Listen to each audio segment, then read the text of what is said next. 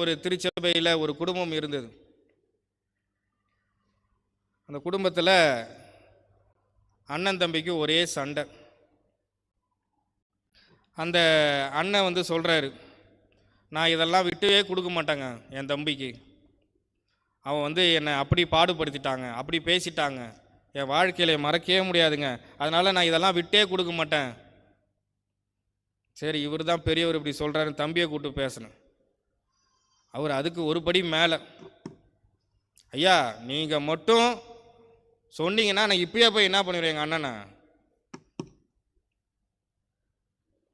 என்னங்க பண்ணிடுவான், ஒரே போடா போட்டுருவேன். ஏன் போட்டு நீனும் நானும் போகிறதுக்கா ஒன்றா களி திங்கிறதுக்கு? ஹைட்டு தான் சொல்லிட்டு வந்தேன் எங்கள் அண்ணனை போட்டதுக்கு. இவர் அதுக்கு மேலே பேச்சு. 1 மாதம் 2 மாதம் அவங்க 2 பேருக்கும் கவுன்சிலிங் கொடுத்து கொடுத்து கொடுத்து கொடுத்து அண்ணன் இறங்கி வந்துட்டார் ஒரு கட்டத்தில்.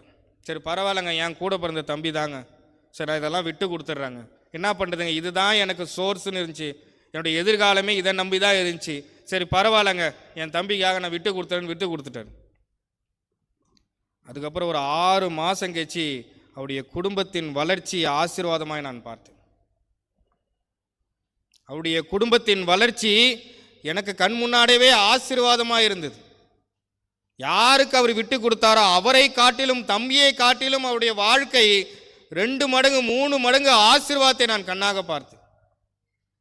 அந்த அண்ணனுடைய உள்ளத்திலே கடினப்பாடு இருதயத்திலும் ஈரம் இருக்குது நிமித்தமாக அந்த ஈரத்தை வெளியே கொண்டு வந்து அந்த கடவுளின் தூய்மையான அன்பை வெளியே கொண்டு வருகின்ற பொழுது அவருடைய எதிர்கால வாழ்வு, குடும்பம், சந்ததி ஆசீர்வாதமாக இருந்ததை நாம் பார்க்க முடியும்.